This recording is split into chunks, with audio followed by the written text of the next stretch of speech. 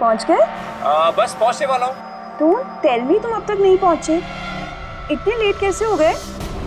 Actually क्या है, ये जगह शहर से काफी दूर है और यहाँ ज्यादा लोग भी नहीं दिख रहे मुझे। Alright, tell me, are you missing me? Of course, इसमें पूछने वाली क्या बात है। अच्छा तुम एक काम करो, जल्दी जल्दी ये सारी फॉर्मेलिटीज खत्म कर लो, अपनी सारी कागजी कार्रवाई एंड ऑल दैट। उसके बाद मे बी नेक्स्ट फ्लाइट से I can come and join you in India. What's it? Great, that's good news.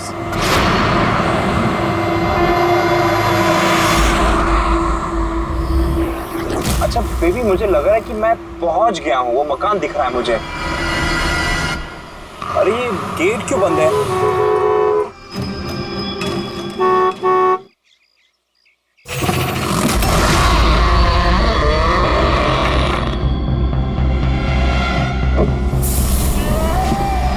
जी राय रंजीत के मकान में जा रहे हो? हाँ। मत जा, वो तेरी जिंदगी की सबसे बड़ी गलती होगी। मत जा। लेकिन आप कौन हो? मैं तुम्हारी मौत।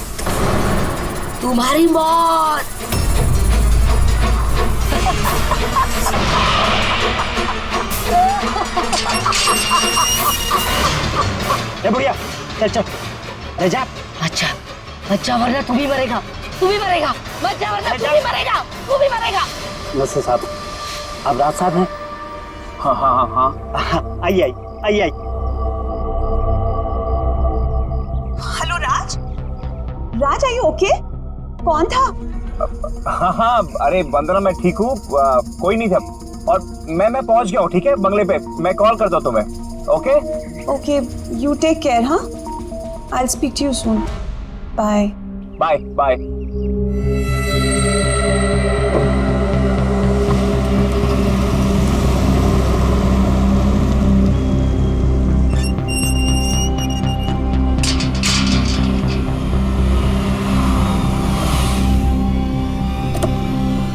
आइए साहब।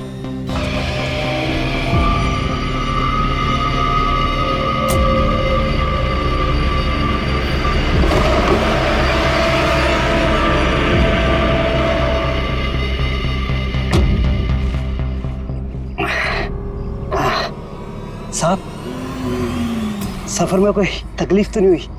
नहीं, लेकिन वो औरत कौन थी? बुढ़िया औरत जो आपसे बात कर रही थी ना, लाली नाम है उसका। थोड़ी अजीब सी है।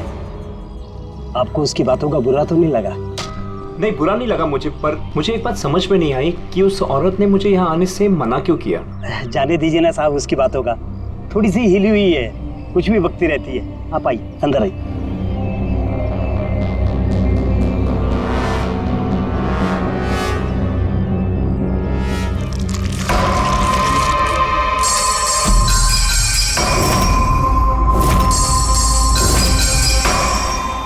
ये आदमी तो मुझे बीच रास्ते में मिला था। उसका नाम कमल है, यहाँ का माली। हमने सोचा अब आप यहाँ पर रहने वाले हैं तो क्यों ना बगीचे के जो रंग बिरंगे फूल हैं फिर से खिल उठाएं। अच्छा, आइए साहब।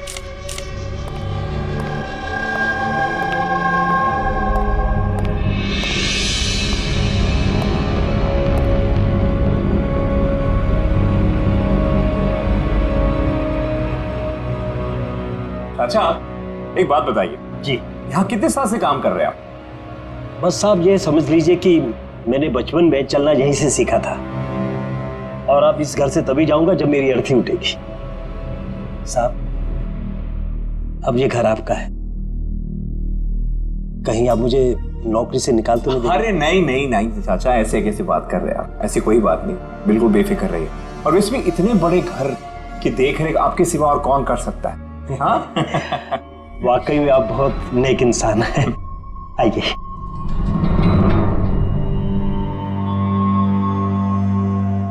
साहब, ये है आपका रूम, वॉशरूम उधर है।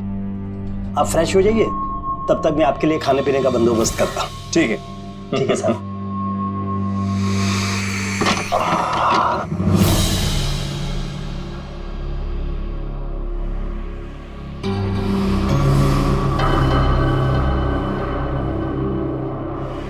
चला जा, चला जा, चला जा, वरना तू भी मरेगा।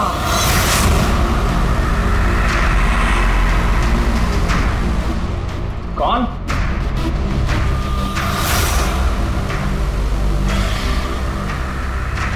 मैंने कहा ना, चला जा।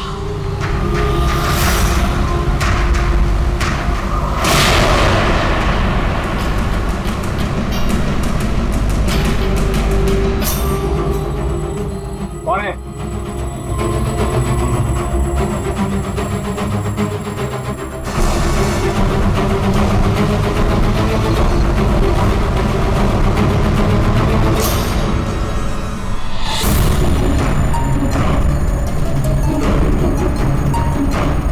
जैसे बाकी लोग मरे हैं, वैसे तू भी मरेगा।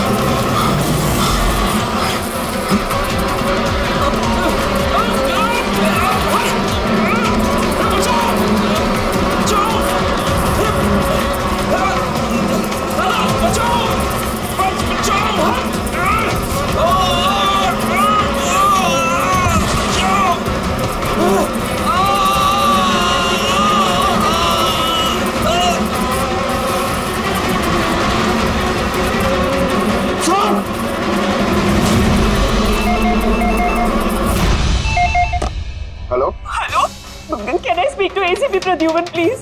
हाँ जरा शांत हो जाइए, कौन बोल रही है? मैं कौन बोल रही हूँ, मुझे क्या काम है, मैं सिर्फ उन्हें बताऊंगी। Can you just make me speak to him right now, please? एक मिनट होल्ड करिए। सर, हाँ सर, फोन कॉल है। सर कोई लेडी है, बहुत रो रही है, कह रही है सिर्फ आपसे बात करेगी। Hello hello, ACP Pradyuman. हाँ मैं एसीपी प्रद्युमन बोल रहा हूँ। सर, हाँ कहिए। सर मैं वंदना बोल रही हूँ अमेरिका से। हाँ बताइए। सर मेरे साथ बहुत बहुत बहुत बुरा हुआ सर। क्या हुआ आपके साथ? सर मेरे फियांसे राज इंडिया गए थे पुश्तैनी मकान खरीदने। सर मधुमक्खियों के काटने से उनकी मौत हो गई। क्या? अच्छा तो बताइए मैं क्या कर सकता हूँ आपके लिए? सर लेकिन मुझे लगता है कि उनकी मौत मधुमक्खियों के काटने से नहीं हुई। इनफैक्ट उनका मर्डर हुआ। He's been killed। तो ऐसे क्यों लगता है आपको कि उनका खून हुआ है? सर वो जब प्रॉपर्टी खरीदने के बाद कागजी कार्रवाई के लिए जा रहे थे तो तब क्या हुआ? सर मैंने साफ सुना था राज को कोई औरत धमका रही थी। कौन थी वो औरत? No sir, I have no clue. जरा एक बात बताइए, क्या आपके राज की यहाँ इंडिया में किसी के साथ कोई दुश्मनी थी, कोई झगड़ा वगड़ा हुआ था? नहीं सर, राज की किसी के साथ कोई एनिमिटी, कोई दुश्मनी नहीं थी। इनफैक्ट राज तो इंडिया में किसी को जानता ही नहीं था। तो फिर कौन कर सकता है ये? कौन जान ले सकता है राज की? क्या आपको किसी पर शक है? नहीं सर, कोई शक नहीं। सर राज तो एक नेक काम करने जा रहे थे। कैसा काम? He wanted to start an orphanage। सिर्फ एक अनाथ आश्रम खोलना चाहते थे वो। वाकई नेक काम है, लेकिन किससे खरीदने वाले थे मकान वो? सब मकान तो वो ऑलरेडी खरीद चुके थे गवर्नमेंट से नीलामी के बाद। वो सिर्फ इंडिया कागजी कार्रवाई के लिए गए थे। देखिए एक काम कीजिए, सारे के सारे डिटेल मुझे भेज दीजिए, मैं आपकी पूरी की पूरी मदद करूंगा, ठीक है? सर मैंने सीआईडी के बारे में बहुत सुना है। सर मुझे भी जस्टिस मिलेगी ना? वंदना जी, मैं आपसे वादा करता हूं, आपको पूरा का पूरा इंसाफ दिलाएंगे हम, और जिसने भी आपके राज के साथ बुरा किया है उसे हम सजा दिलवाएंगे। वंदना, उसका मंगेतर राज अमेरिका से इंडिया आता है मकान खरीदने, अनाथाश्रम चलाने, और राज की मौत होती है मधुमक्खी के काटने से। इंटरेस्टिंग।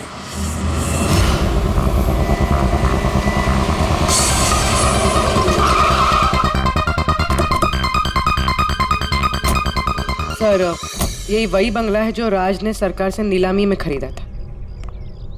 अच्छी खासी प्रॉपर्टी लग रही है। आप देखभाल करते हो उस जगह की?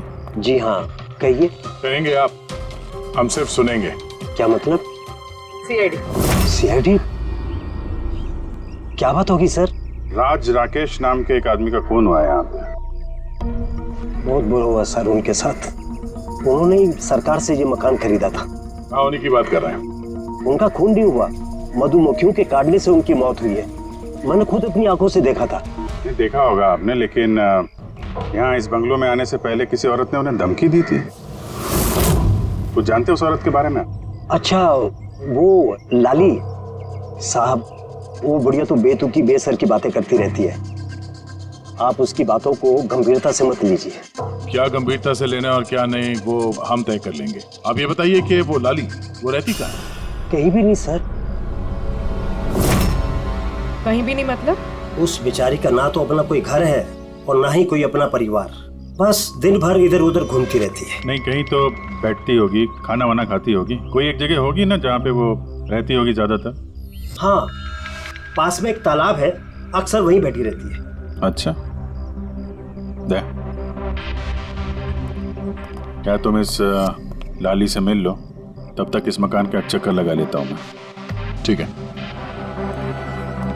अब जरा वो जगह दिखाओ जहाँ पे खून हुआ था। आइए साहब। राज साहब यहाँ गिरे पड़े थे।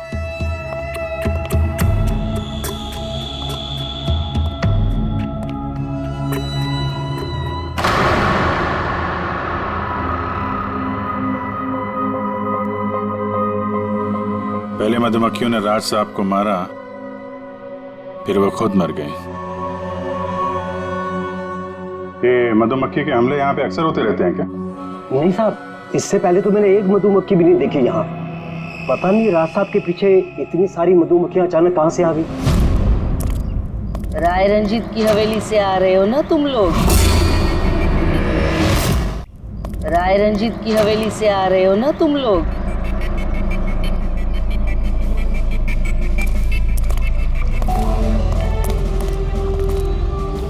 क्या कहा आपने? राय रंजीत के मकान से लौट रहे हो? आप कौन है? क्यों गए थे वहां? अपनी मौत को दावत देने गए थे? सर लगता है ये लाली है। आप लाली हो ना? हाँ, तुम्हें किसने बताया? तुम्हें राय रंजीत के जासूसों ने यहाँ भेजा है? हाँ, उन्होंने ही भेजा है ना यहाँ पे। कौन राय रंजीत? सांप था वो, सांप। उसने मेरी दादी को धोखा दिया, उन्हें अपने ही घर से धक्के मार के निकाल दिया। छोड़िए मुझे, मुझे मेरे घर से मत निकाल, मुझे मेरे घर से मत। शर्म आनी चाहिए तुम्हें रंजीत, तुम अपनी खुद की भाभी को घर से बाहर निकाल रहे हो। कम से कम अपने भैया का तो लिहाज किया होता। अरे उनका क्या लिहाज करना, उन्होंने खुद ही तो अंगूठा लगाकर ये घर मेरे नाम किया है। तूने उन्हें शराब पिलाकर धोखे से अंगूठा लगवाया था। अब क्यों किया, कैसे किया, इस गहराई में जाने से क्या फायदा। समझने वाली बात तो ये है कि ये मकान अब मेरा है और तू राज पर आ गई है। चलो निकलो इसे यहाँ से। तेरे हिस्से में ना सिर्फ घर नहीं आया है, एक मकान आया है, एक ऐसा मकान जिसके हर कोने में मेरी बदुआएं गूंजेगी। मैं तुझे श्राप देती हूँ, सिर्फ तू ही नहीं, इस घर का जो भी मकान मालिक बनेगा वो जिंदा नहीं बचेगा। मौत का खेल होगा यहाँ, मौत का खेल। अब तक कितने लोग मरे? वो सब लोग मर गए जिन्होंने वो मकान खरीदना चाहा। तुम लोग वो घर मत खरीदना, तुम भले लोग लग रहे हो, वरना तुम्हारी बीवी विधवा हो जाएगी।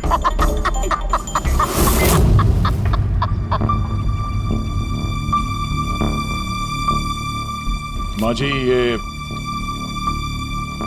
ये कुछ पैसे हैं, काम आएंगे।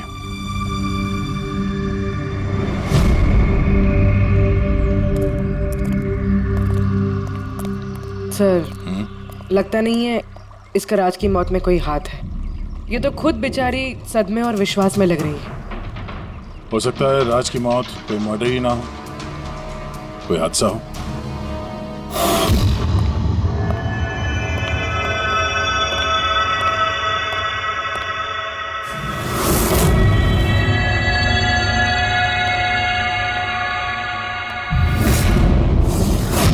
अरे ये कमरा खुला कैसे है? ये तो बंद था। एक मिनट रुको, शायद राज ने खोला।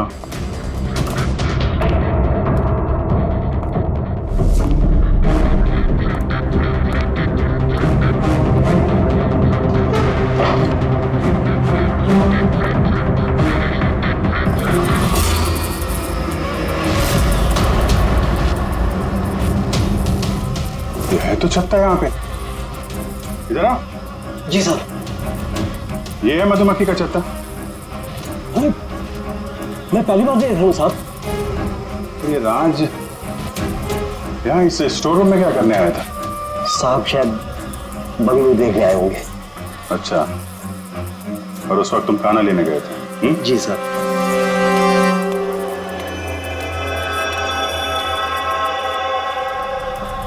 वो कौन है?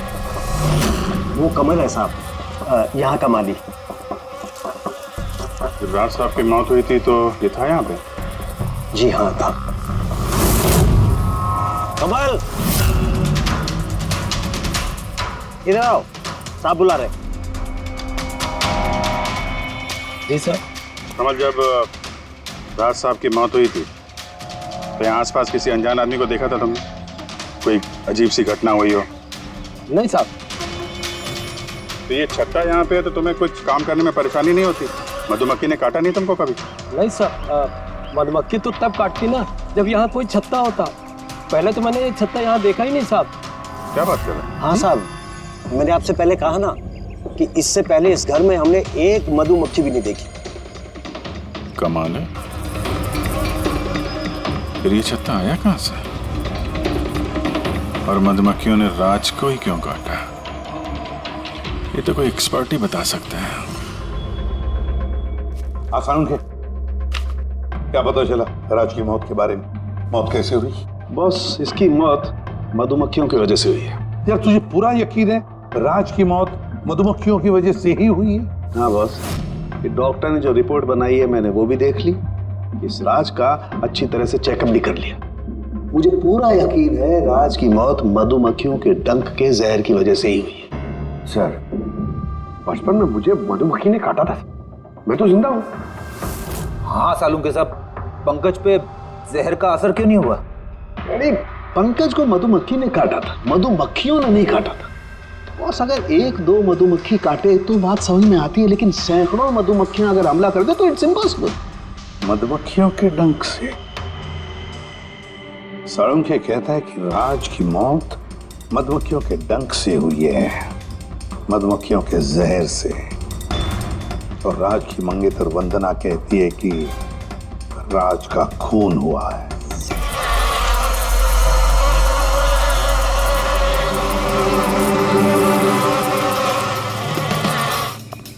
100% इस छत्ते को बाहर से लाकर यहाँ पर लगाया गया। मधुमक्खी के छत्ते को किसी और जगह से लाके किसी और जगह लगाया जा सकता है?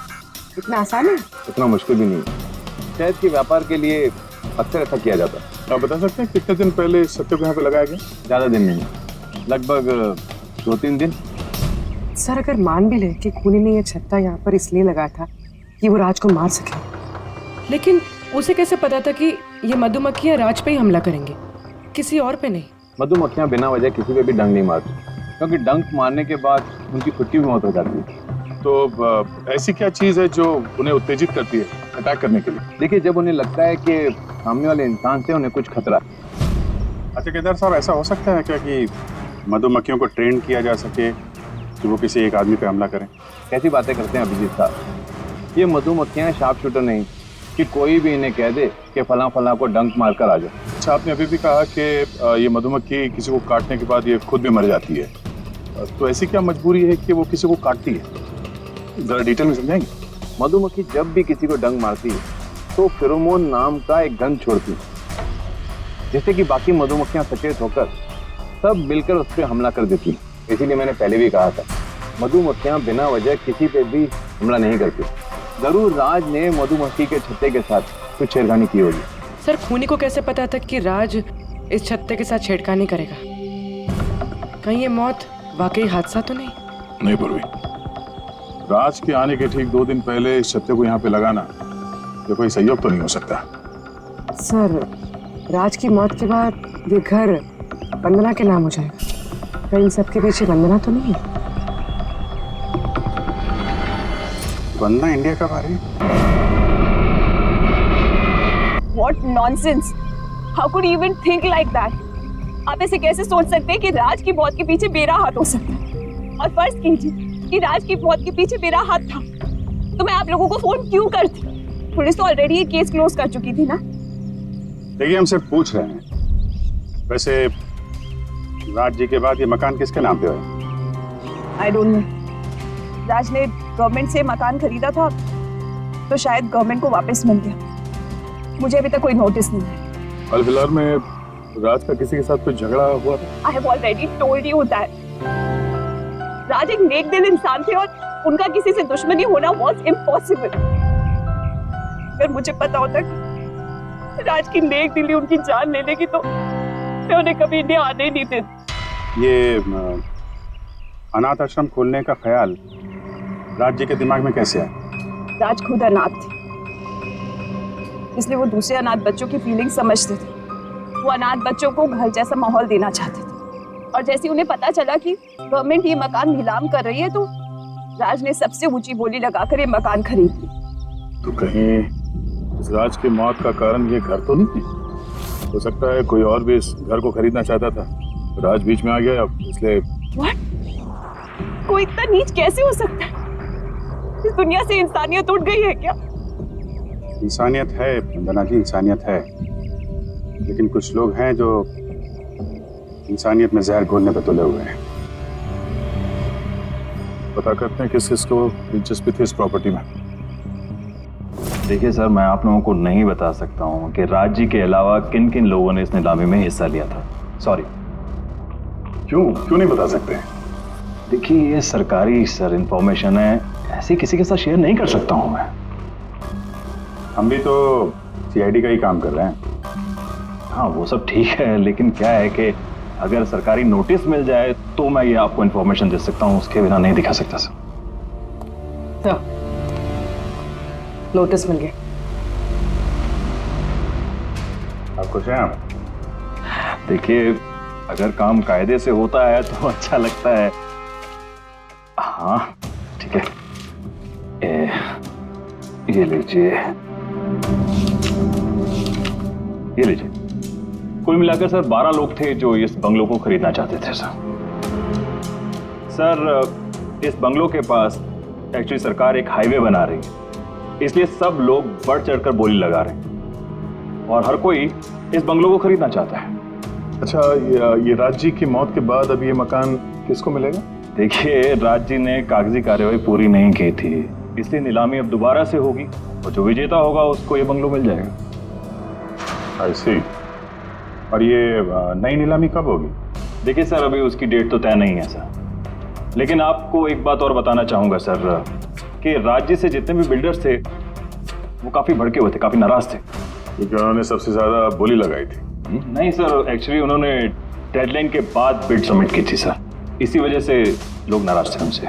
लेकिन अगर डेडलाइन के बाद उन्होंने बिड किया था तो सरकार ने एक्सेप्ट कैसे कर लिया? सर एक्चुअली वहां पर वो अनाथ आश्रम खोलना चाहते थे, और सर अमेरिका से जो इंडिया का वक्त का फर्क है सर वो 9.5 घंटे का है, इसलिए सरकार ने वो बिड एक्सेप्ट कर ली थी।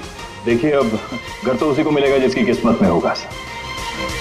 किस्मत में नहीं भी होगा तो उसने अपनी किस्मत की रेखाएं बदलने के लिए कोशिश तो की होगी, और जरूर इस लिस्ट में से ही कोई होगा वो। ललित जी, अब तो ये दोबारा नीलामी होगी, तो जिन लोगों ने अप्लाई किया है इस दूसरी नीलामी के लिए, क्या हम उनकी लिस्ट देख सकते हैं? नो सॉरी, ये लिस्ट आपको मैंने इसलिए दिखा दी कि ये नीलामी हो चुकी है, लेकिन वो जो नई लिस्ट आने वाली है सर वो तो आप किसी भी कीमत पर नहीं देख सकते।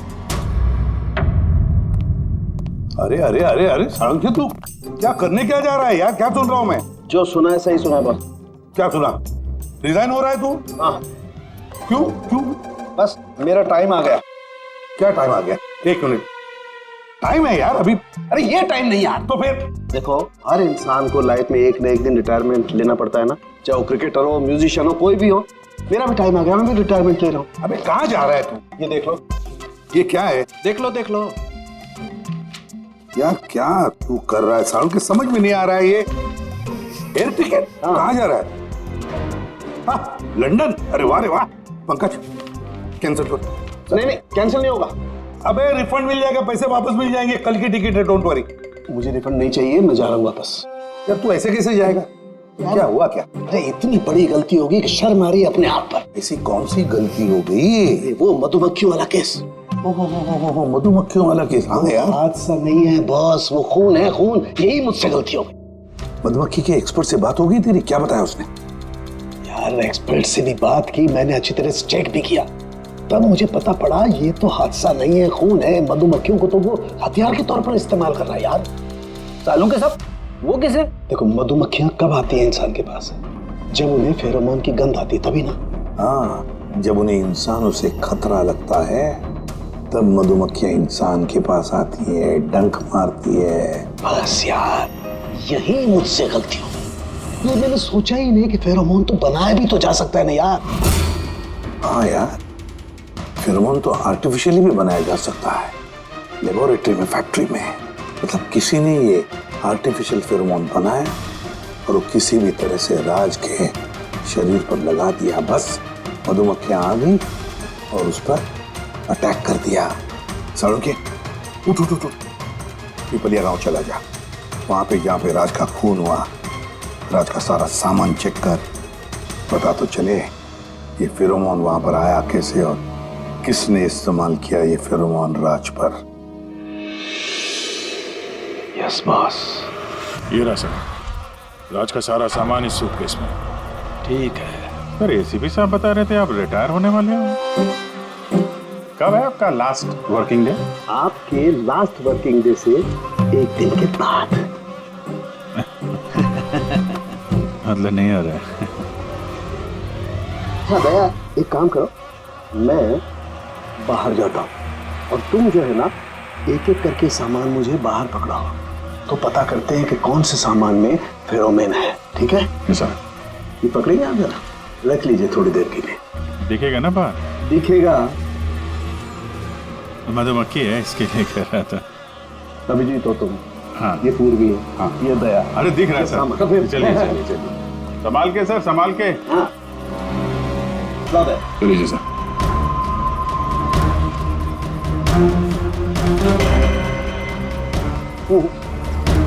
नहीं, इसमें फेरोमोन नहीं।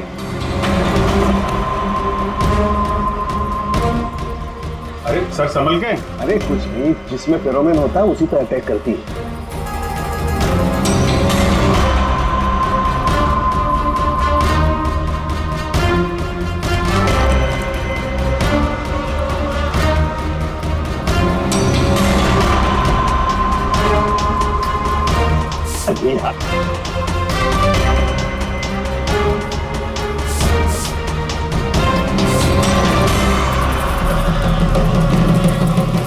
हरकत हुई, देखो देखो, अटैकिंग मूड में आई है ये मधुमक्खियां, देखो।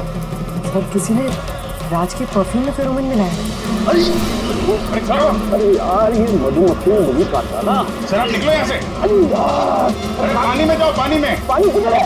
अरे सामने उतर सर। अरे उधर कुआं है सर, जाओ ना। कुएं में घुस जाओ। अरे सर निकलो यहाँ से, जाइए सर।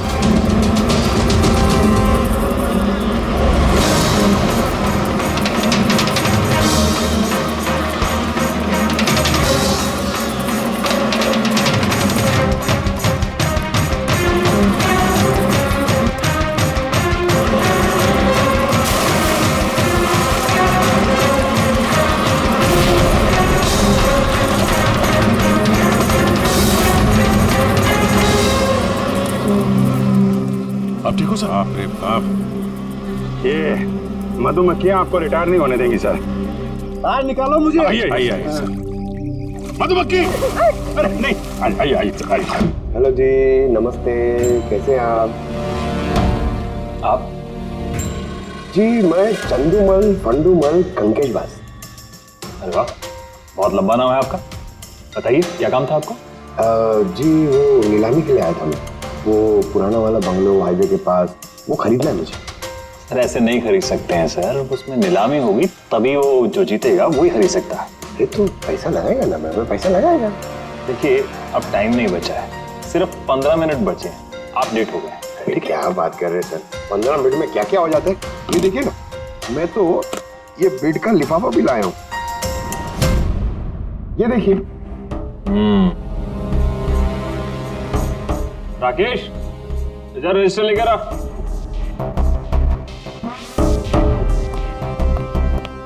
साहब को दो, एंट्री कीजिए सब। हाँ यहाँ पर एंट्री कर दीजिए। अच्छा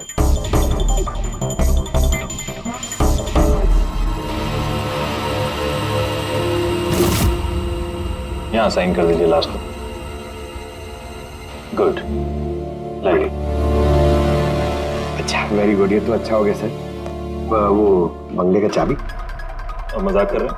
अरे चाबी ऐसे थोड़ा ना मिलती। अरे भाई बोली लगेगी, नीलामी होगी, उसके बाद जो जीतेगा उसको मिलेगा। भाई क्या बात कर रहे हैं आप? बेड तो मैं ही जीतूंगा, ये पक्का है। भाभी और बच्चों को मेरा प्यार देना, ठीक है सर? Thank you. पता नहीं कहाँ कहाँ से चले आते हैं, कमाल है।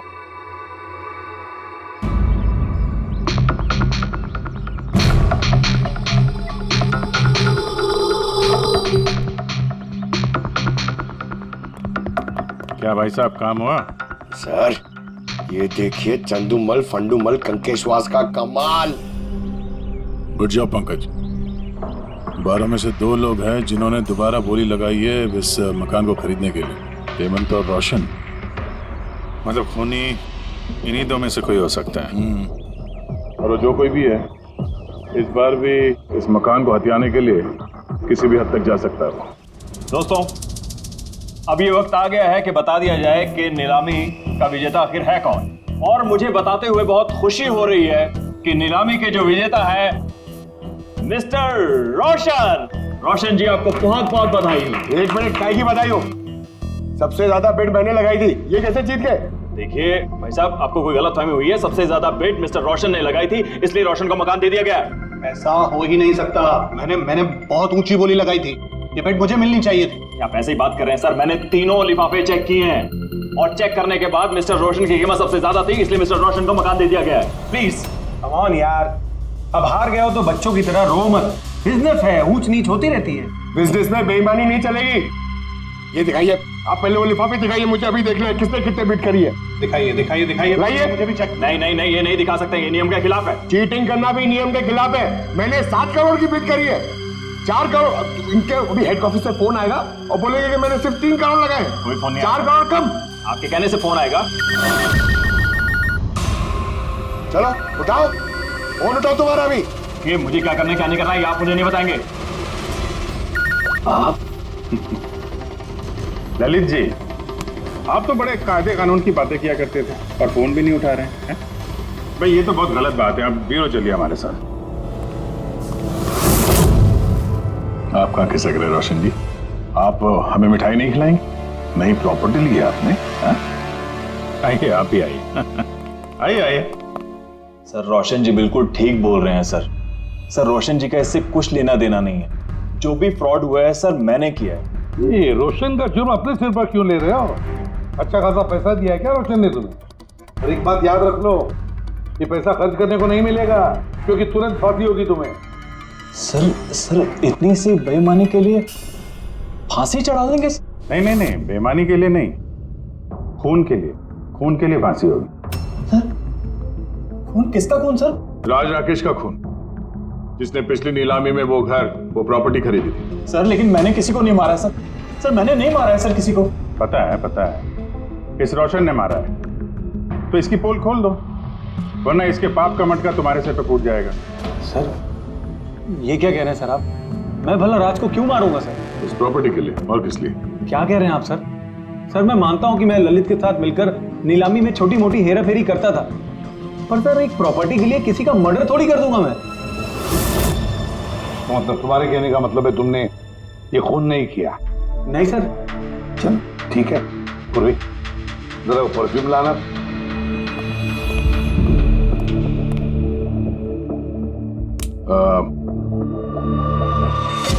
ये परफ्यूम छिड़क दूं?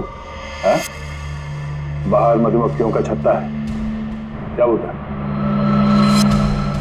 Sir perfume? हाँ आपकी मर्जी सर, लेकिन हमारे इस केस से परफ्यूम का क्या लेना देना सर? मुझे वाकई पता नहीं इस परफ्यूम का कोई इस केस से संबंध है। सर जी हम सच कह रहे हैं सर, राज्य की मौत से हमारा कोई संबंध नहीं है सर। ललित बिल्कुल ठीक कह रहा सर।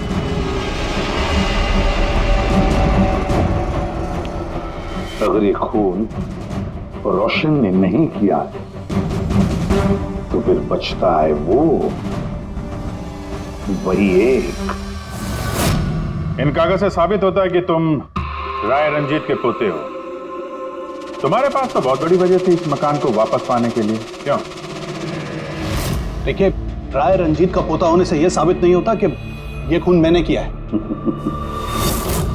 हेमंत जी, खूनी कभी कभी अपने जुर्म के सबूत अपने साथ लेकर चलता है, जैसे तुम। मैं समझा नहीं। मैं समझाता हूं। ये रहे सबूत। कमाल है सालू के साहब, सेफ्टी सूट पहनने के बावजूद भी आप दोनों को मधुमक्खियों ने काटा। हाँ, कभी कभी सेफ्टी सूट पहनने के बाद ही मधुमक्खियां डंक मार सकती, और फिर मधुमक्खी के छत्ते को इधर से उधर ले जाने में तो और भी ज्यादा अटैक हो सकता है, नहीं? जी देखिए, वो दरअसल बहुत हो गया हेमंत, तुम्हारी बेगुनाही का और भी कोई सबूत चाहिए? जी नहीं, मैंने ये सब किया था। जब राज बंगले में घुसा तब मैं वहीं था, और मौका देखकर मैं बंगले में घुस गया था। मैंने परफ्यूम की बोतल के अंदर फेरोमोन मिला दिया। उसके बाद राज को आवाज से डिस्ट्रैक्ट किया, मधुमक्खी के छत्ते तक लेकर गया, और उसके बाद का काम मधुमक्खियों ने कर दिया था। मुझे मेरा पुश्तैनी मकान वापस चाहिए था। वाह रे वाह, अपने पुश्तैनी मकान के लिए तुमने एक नेक इंसान का खून कर दिया। कानून तुम्हें कभी माफ नहीं करेगा। तुम्हें कम से कम आजीवन कारावास की सजा होगी। ले जाओ इसे पंकज।